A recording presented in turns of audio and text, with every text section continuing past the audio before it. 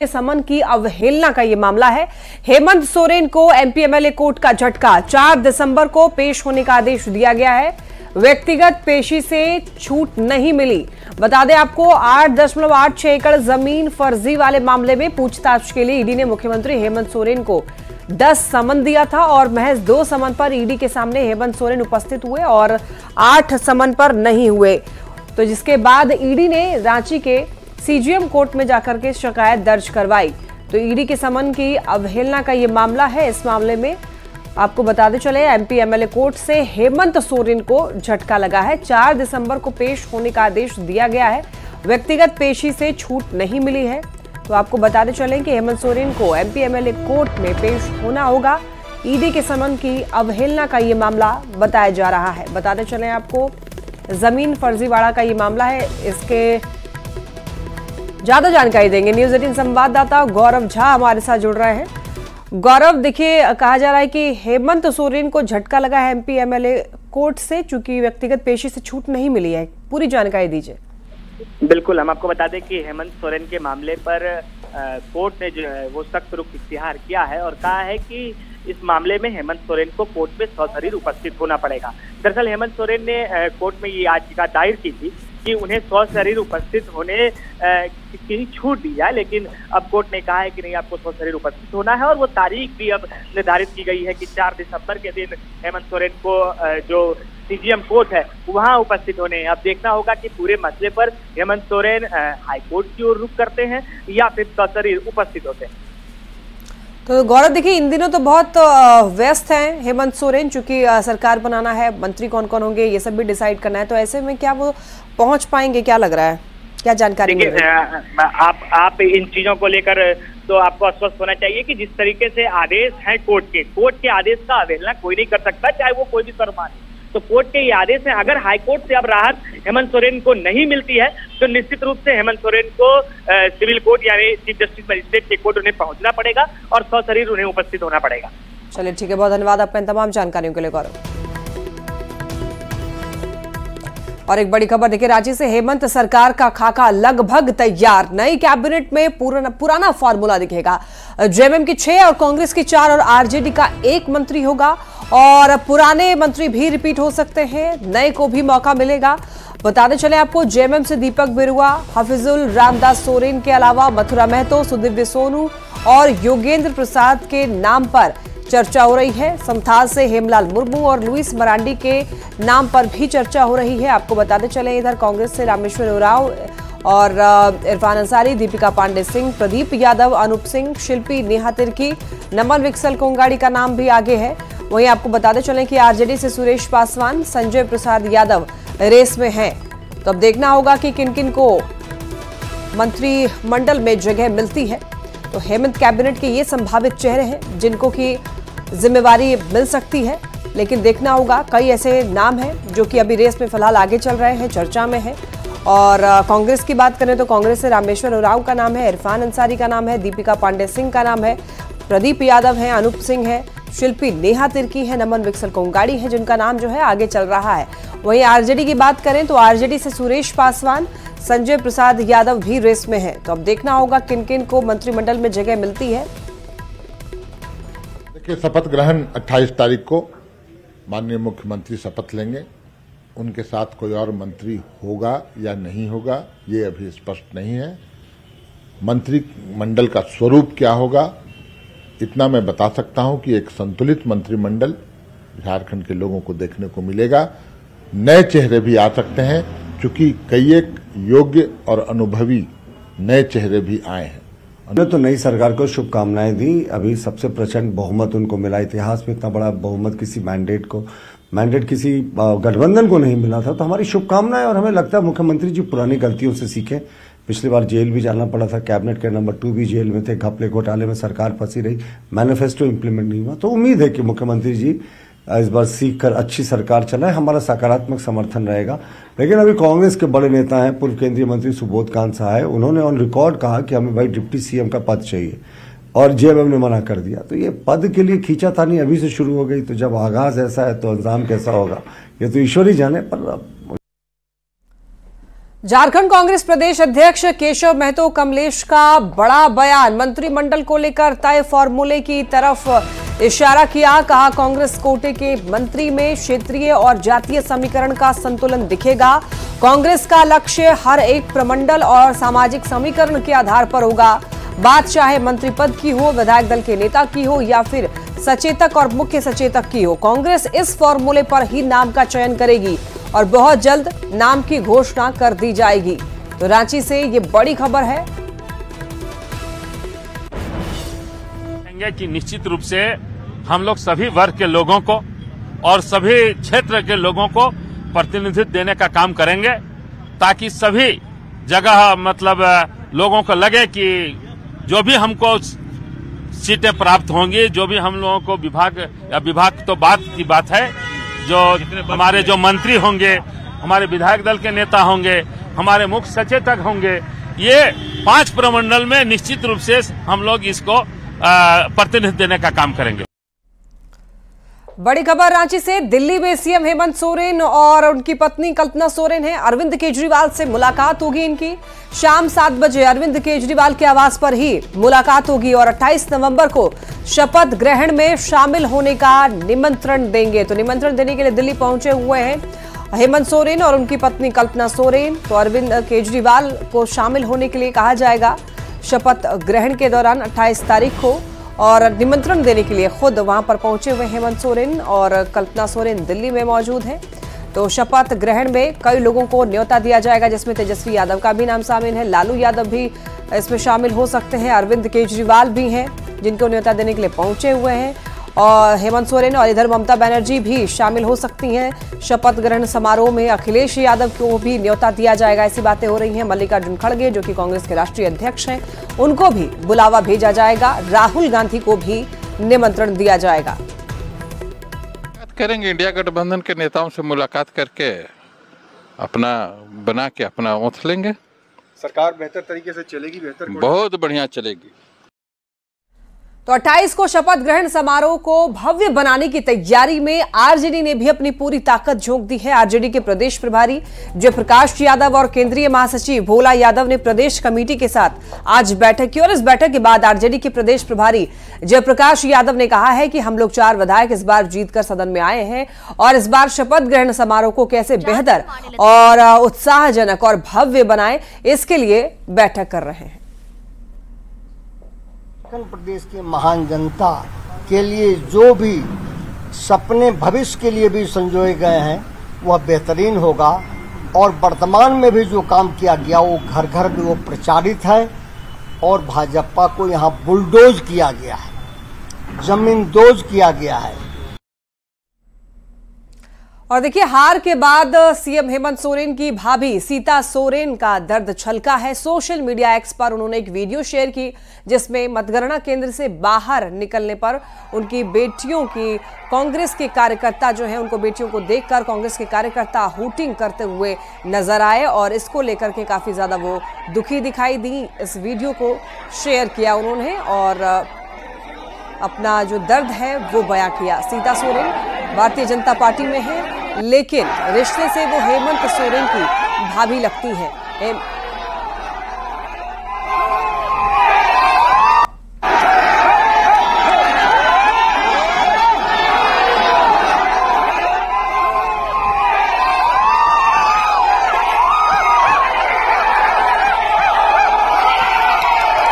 और देखिए, video share करके सोशल मीडिया साइट एक्स पर सीता सोरेन ने लिखा है कि जमीन पर जनता के लिए लड़ाई लड़ना आसान नहीं होता। इस चुनाव में मैंने अपनी पूरी ताकत लगाई, लेकिन परिणाम हमारे पक्ष में नहीं आया। जब मैंने एक वीडियो देखा जिसमें मेरी बेटियां जयश्री, राजश्री और विजयश्री सोरेन को कांग्रेस के कार्यकर्ताओं द्वारा अपमानित करते हुए देखा गया तो मेरा दिल टूट गया। ये वही जामताड़ा है जहां मेरे पति ने अपना खून पसीना बहाकर जनता की सेवा की थी, लेकिन आज उनकी बेटियों को अपमानित होते हुए देख ये सवाल उठता है, क्या यही वो सम्मान है जो जनता ने उनके त्याग, उन्होंने हर शब्द, हर अपमान का सामना शेरनियों की तरह किया। उन्होंने सिर ऊंचा करके अपनी मर्यादा बनाए रखी। मुझे गर्व है कि मेरी बेटियां दुर्गा सोरेन जी की तरह मजबूत और निडर हैं। उन्होंने ये दिखा दिया कि ये हार हमारी हिम्मत को कमजोर नहीं कर सकती। ये हार एक सबक है, एक नई शुरुआत है, और ये मत भूलना कि मैंने इन्हें शेरनियों की तरह पाला है। अकेले रहते हुए एक हाथ से राजनीति की बागडोर संभाली और दूसरे हाथ से अपनी बेटियों की परवरिश की है। तो बस डर इस बात की है कि सुरक्षा होते हुए इन गीदड़ों में इतनी हिम्मत है तो बेसहारे गरीब महिलाओं और बेटियों को क्या नहीं झेलना पड़ता होगा। कांग्रेस जहां भी है वहां पर महिलाएं असुरक्षित है। सवाल उठाया है सीता सोरेन ने, कहा है कि मासूम आदिवासी आपके छल और झूठ के जाल में फंसे हुए हैं, लेकिन वो दिन जरूर आएगा जब यही आदिवासी आपको इस संथाली धरती से उठा फेंकेंगे। और ज्यादा जानकारी के लिए न्यूज 18 संवाददाता संजय सिन्हा हमारे साथ जुड़ रहे हैं। संजय, देखिए, सीता सोरेन ने एक बड़ा ही भावुक पोस्ट शेयर किया है, साथ ही साथ उसमें एक मैसेज भी देने की कोशिश की है कि झारखंड की जो बेटियां हैं उनके साथ व्यवहार ठीक तरीके से नहीं होता है, अपमानित होती हैं बेटियां। देखिए, बिल्कुल सीता सोरेन की इस पोस्ट उनकी पीड़ा झलकती है। साथ उन्होंने बताया, देखिए, इन्होंने एक साफ इनकी मंशा समझिएगा कि उन्होंने ये बताने की कोशिश की है कि जामताड़ा की जनता से तो उन्हें प्यार मिला, लेकिन जिस तरीके से वो अपनी बेटियों के साथ आगे बढ़ रही हैं और उन्हें हुटिंग की जा रही है, तो उन्हें सीधे कांग्रेस को टारगेट किया है। कांग्रेस कार्यकर्ताओं को बताया है कि आपने जो व्यवहार किया है खासकर उनकी बेटियों को लेकर, वो व्यवहार कहीं से भी उचित नहीं है, और उन्होंने अपनी पीड़ा को एक्सपोज पर जाहिर किया है। देखिए, जामताड़ा से जो है उन्होंने दुर्गा सोरेन से कोरिलेट भी किया, बताया है कि जामा के बाद उन्होंने जामताड़ा की धरती चुनी, लोगों का प्यार मिला, लेकिन यहाँ जिस तरीके से राजनीतिक विद्वेष की भावना के तहत कांग्रेस कार्यकर्ताओं की ओर से उन्हें परेशान किया गया, उनकी बेटियों को आहत करने की कोशिश की गई, अपमानित करने की कोशिश की गई, उसको लेकर यह पोस्ट है। जाहिर है कि अब इससे साफ लगता है कि वो जामताड़ा में अपनी जमीन को और मजबूत करेंगी। मतलब उन्होंने ये कहा है कि आने वाले समय में उनकी बेटियां शेरनियों की तरह इस कह सकते हैं कि उस सामना करेंगे। मतलब इस पोस्ट को अगर आप समझेंगे तो जो इनसाइड स्टोरी है इस पोस्ट की, वो यह है कि जामताड़ा की जमीन को सीता सोरेन छोड़ने वाली नहीं है और जामताड़ा की जमीन को अपनी राजनीतिक भावना से सींचेंगी। और उन्होंने ये भी कहा कि उनकी बेटियां भी जामताड़ा को लेकर तैयार है। मतलब कि वो बता रही हैं कि जामताड़ा कर्मभूमि बनने जा रहा है। तो कुल मिलाकर इस पोस्ट के पीछे एक माँ की पीड़ा भी है, और साथ में ये बताने की कोशिश भी है कि जामा के बाद अब जामताड़ा उनकी कर्मभूमि। बिल्कुल संजय, तो बहुत सारे मैसेज देने की यहाँ पर कोशिश की गई है सीता सोरेन की तरफ से इस पोस्ट के जरिए। बहुत धन्यवाद आपका इन तमाम जानकारियों के लिए। 28 नवंबर को हेमंत सोरेन के नेतृत्व में नई सरकार शपथ लेने जा रही है, लेकिन उससे पहले ही सियासत भी शुरू हो चुकी है। रांची से 7वीं बार चुनकर आए बीजेपी विधायक सीपी सिंह ने नई सरकार से बहुत ज्यादा उम्मीद नहीं जताई। हालांकि उन्होंने जरूर ये कहा कि नई सरकार किए गए वादों को पूरा करती है तो अच्छी बात होगी। तो होगा विपक्ष में रहने के कारण कि जनता से जुड़े हुए मुद्दों को हर समय उठाने का काम करेंगे, सरकार पर दबाव बनाएंगे कि भाई आप उस काम को कीजिए, झारखंड का कैसे बेहतर विकास हो इसके लिए काम करेंगे। अब आपको धनबाद के झरिया लेकर चलते हैं, जहां पर देखिए कतरास मोड़ से नवनिर्वाचित विधायक रागिनी सिंह ने विजय जुलूस निकाला, जिसमें सैकड़ों की संख्या में बीजेपी समर्थक मौजूद रहे। विजय जुलूस झरिया कतरास मोड़ से बाजार होते हुए चासनाला के गेट तक गई और इस दौरान जमकर जगह जगह आतिशबाजी भी हुई। जुलूस के कारण विधि व्यवस्था खराब न हो, इसको लेकर झरिया थाना पुलिस ने हर चौक चौराहों पर तैनाती दिखाई दी उनकी, और जगह जगह कार्यकर्ताओं ने रागिनी सिंह को फूल माला पहनाकर स्वागत किया। रागिनी सिंह भी सभी लोगों पर फूलों की वर्षा की और जनता के प्रति आभार जताया। बता दें, धनबाद जिले की 6 विधानसभा सीटों में झरिया सीट सबसे हॉट बनी हुई थी। यहां पर देवरानी और जेठानी के बीच में कड़ा मुकाबला था। एक तरफ कांग्रेस की पूर्णिमा नीरज सिंह और दूसरी ओर बीजेपी की रागिनी सिंह थी, जिसमें रागिनी ने बम्पर जीत हासिल की और देवरानी पूर्णिमा नीरज को हार का सामना करना पड़ा। जो विश्वास के साथ आपने विरोधियों को मुंहतोड़ जवाब दिया है, आगे भी हम लोग इसी तरह संघर्ष करते रहेंगे। जैसे आप सब कमल खिलाए हैं, वैसे हमारा झरिया भी खिलेगा और खूबसूरत खुशहाल झरिया होगा। और धनबाद से एक बड़ी खबर देखिए, सीआईएसएफ कैंप में गोली चलने की खबर सामने आई। गोली लगने से सीआईएसएफ जवान की मौत हो गई। हॉस्पिटल ले जाने के दौरान मौत हुई है और गोली चलने का वजह जो है वो फिलहाल स्पष्ट नहीं हो पाया है। सीआईएसएफ के उच्च अधिकारी घटना की जांच करेंगे। घटना से पहले जवान का परिजनों के साथ में फोन पर विवाद हुआ था। बलियापुर स्थित सीआईएसएफ कैंप की यह घटना बताई जा रही है। अब इस मामले की जांच पड़ताल की जाएगी, उच्च अधिकारी इसकी घटना की जांच करेंगे। लेकिन बताया जा रहा है कि घटना से पहले देखिए परिजन से विवाद हुआ था फोन कॉल पर। बलियापुर स्थित सीआईएसएफ कैंप की यह घटना बताई जा रही है। अब आपको सिमडेगा की खबर बता दें, जहां पर देखिए सिविल कोर्ट परिसर में न्यायिक अधिकारियों ने संविधान दिवस मनाया।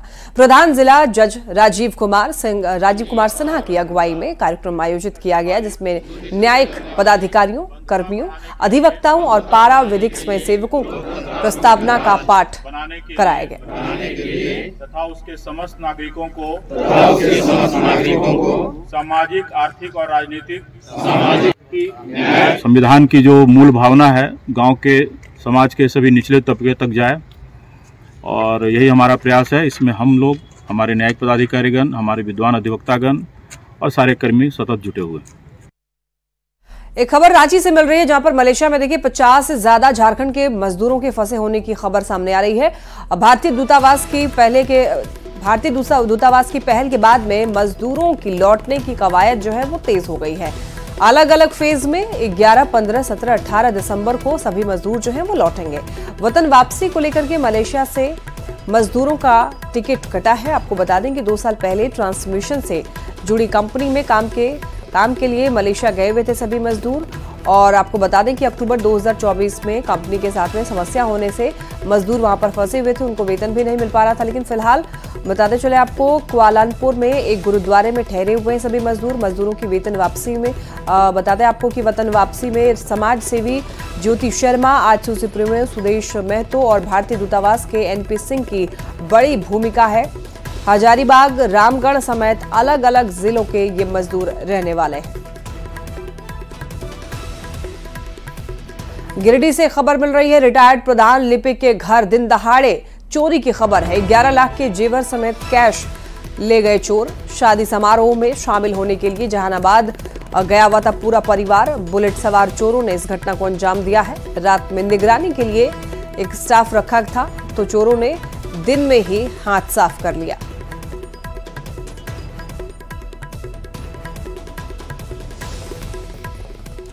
गढ़वा की खबर आपको बताते हैं, जहां पर जंगली जानवरों का आतंक बढ़ता जा रहा है। नगर उटारी थाना क्षेत्र के कुशदंड ग्राम में बीती रात लकड़बग्घा ने 2 लोगों पर हमला कर दिया, और आपको बता दें कि दोनों घायलों को इलाज के लिए अस्पताल में भर्ती कराया गया है। जानकारी के मुताबिक दोनों युवक दुकान के पास बैठे थे। इसी दौरान जंगल से भटक कर आए हुए लकड़बग्घे ने दोनों को काट कर घायल कर दिया। तो देखे जाता भलकुज एक पकड़ उसको मारे तो फिर दुकान में जाते धर लिया, छाती धर लिया पूरा गोड़ पर छाती, तो छाती धर लिया तो पटक दिया ढरासवा दे हमको। फिर उसको टोटा पकड़े थे, टोटा पकड़े तो हाथ खरोच दिया हल्का, हाथ खरोचे तो फिर करले से हाथ खरोच के उसको धरे गोड़ तो पटक दिया हमको। पटका तो लगले कूद गए, किसको मतलब मार दिया, खत्म कर दिया, आगे पूरा छटपटा रहे थे। तो ये कूदे तो इसके हरास में उछड़ के बूढ़े इनको धर लिया। जानवर हमारे साथ एक लड़का के काट रहा था। कौन जानवर? अब ये हम उसको पहचाने नहीं था, लाल कलर के था, ठीक है, मगर वो ठेवना भर के था। हाँ। वो यही लड़का है जो कि सामने है मेरा खड़ा, यहाँ सुतल है। इसी को बचाने में हमको वोट धर लिया, पूरा मुंह धर लिया था। मुंह धरने के बाद हमारा वोट फाड़ दिया यहाँ से, ठीक है। और जब वोट फाड़ा तो हम भी हाथ से पकड़े तो थानी सा कच करके मेरा अंगुली पकड़ा है, ये वाला यही वाला अंगुली है जो कि यहाँ पे काटा है। खबर गढ़वा से, फ्री बिजली योजना का लोग लाभ उठा रहे हैं। आपको बताते चलें कि 200 यूनिट फ्री बिजली योजना का लाभ लोगों को मिल रहा है। 1,80,000 उपभोक्ता लाभ उठा पा रहे हैं। 29,000 उपभोक्ता भी बिजली बिल जो है वो भर रहे हैं। अधीक्षण अभियंता असगर अली ने इस बारे में जानकारी दी है कि 29,000 उपभोक्ता ही केवल जो है बिजली बिल भर रहे हैं, और 80,000 उपभोक्ता जो है लाभ उठा पा रहे हैं फ्री बिजली यूनिट का, यानी कि 200 यूनिट फ्री बिजली लोगों को दिया जा रहा है। इसका लाभ लोग उठा पा रहे हैं। हमारे पास 200 यूनिट जब से लागू हुआ है तो 1,80,000, जिसमें करीब 6-7 हज़ार अर्बन और बाकी सब रूरल ग्रामीण जो है कंज्यूमर 200 यूनिट का लाभ ले रहे हैं। झारखंड स्टेट क्रिकेट एसोसिएशन की ओर से अंडर 14 क्रिकेट टूर्नामेंट का आयोजन किया जा रहा है। टूर्नामेंट खेलने के लिए सिमडेगा क्रिकेट एसोसिएशन की टीम आज कोडरमा के लिए रवाना हो गई है।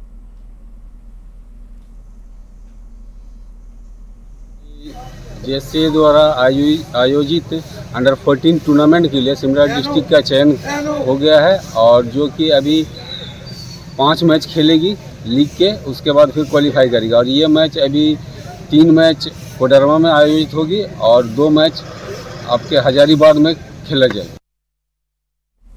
लोहरदगा रांची पैसेंजर ट्रेन का परिचालन 6 दिनों के लिए बंद रहेगा। मेकॉन सिरमटोली फ्लाईओवर के निर्माण कार्य के लिए 25 नवंबर से 3 दिसंबर तक 6 दिनों के लिए ट्रैफिक और पावर ब्लॉक लिया जाएगा। आपको बता दें कि इस बीच रांची लोहरदगा रेलवे लाइन पर ट्रेन सेवाएं प्रभावित होंगी, जिससे कि यात्रियों को परेशानी हो सकती है।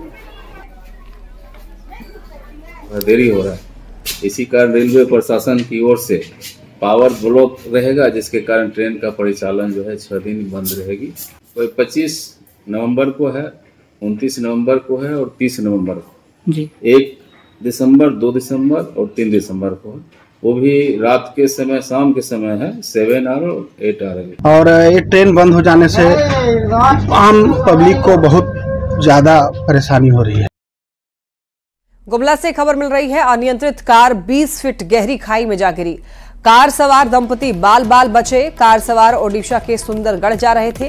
ट्रक से बचने के चक्कर में कार खाई में जा गिरी। बसिया थाना क्षेत्र का यह मामला बताया जा रहा है। और इसी के साथ बुलेटिन में इतना ही। तमाम खबरों के लिए आप देखते रहिए न्यूज़ 18।